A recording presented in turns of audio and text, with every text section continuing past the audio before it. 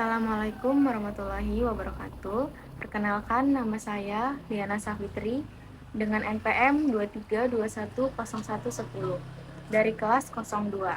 Di sini saya akan mempresentasikan tentang standar audit 600. Pertimbangan khusus audit atas laporan keuangan grup. Audit atas laporan keuangan grup termasuk pekerjaan auditor komponen. Pendahuluan SA 600 atau Standar Audit 600. Standar Audit 600 merupakan standar audit yang mengatur pertimbangan khusus yang harus dilakukan auditor ketika mengaudit laporan keuangan grup. Dalam audit grup, auditor tidak hanya bekerja sendiri, tetapi juga melibatkan auditor komponen. Oleh karena itu, standar ini menekankan pentingnya koordinasi, pengawasan, dan tanggung jawab auditor grup. Pengertian audit grup. Audit grup adalah audit atas laporan keuangan yang mencakup yang pertama, entitas induk, yang kedua, anak perusahaan, yang ketiga, cabang atau unit usaha lain. Laporan keuangan grup biasanya disusun secara konsolidasi sehingga hasil audit setiap komponen mempengaruhi opini audit secara keseluruhan. Tujuan standar audit 600, yang pertama, memberikan pedoman kepada auditor grup dalam menggunakan pekerjaan auditor komponen. Yang kedua, memastikan auditor grup memperoleh bukti audit yang cukup dan tepat. Yang ketiga, menjadi dasar yang kuat dalam pemberian opini audit laporan keuangan grup. Ruang lingkup standar audit 600. Standar audit 600 diterapkan apabila laporan keuangan mencakup lebih dari satu komponen, auditor grup menggunakan pekerjaan auditor komponen, terdapat risiko salah saji material yang berasal dari komponen tertentu.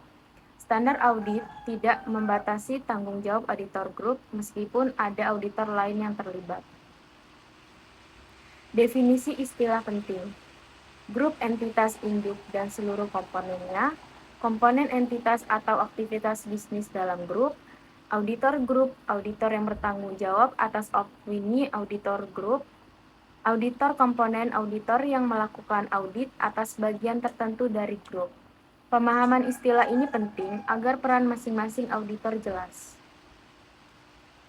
Tanggung jawab auditor grup.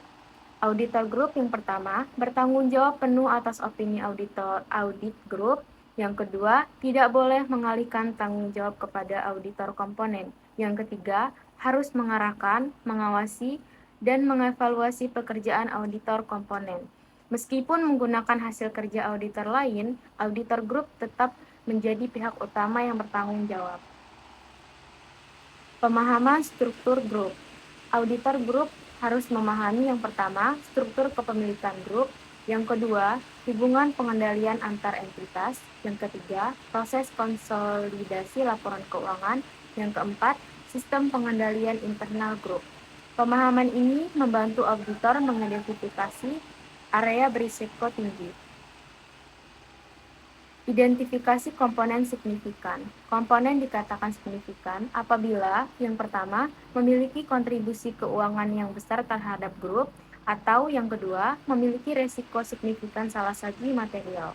Komponen signifikan memerlukan perhatian dan prosedur audit yang lebih mendalam. Penilaian auditor komponen. Auditor grup harus menilai apakah auditor komponen independen, kompeten, menggunakan standar audit yang dapat diterima. Jika auditor komponen tidak memenuhi kriteria tersebut, auditor grup perlu meningkatkan keterlibatannya. Tingkat keterlibatan auditor grup. Tingkat keterlibatan auditor grup dapat berupa yang pertama, menentukan prosedur audit komponen, yang kedua, menghadiri diskusi perencanaan audit komponen, yang ketiga, melakukan penelaahan kertas kerja auditor komponen. Semakin tinggi risiko, semakin tinggi keterlibatan auditor grup. Komunikasi dengan auditor komponen. Auditor grup wajib menyampaikan, yang pertama, tujuan dan ruang lingkup audit, yang kedua, area risiko signifikan, yang ketiga, materialitas yang digunakan, yang keempat, jadwal pelaporan hasil audit.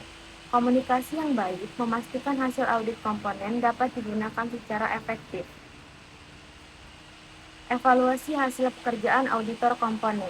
Auditor grup harus, yang pertama, mengevaluasi kecukupan bukti audit, yang kedua, menilai kesesuaian prosedur audit, yang ketiga, menentukan apakah diperlukan prosedur tambahan. Evaluasi ini penting sebelum menyusun opini audit grup. Dokumentasi audit grup.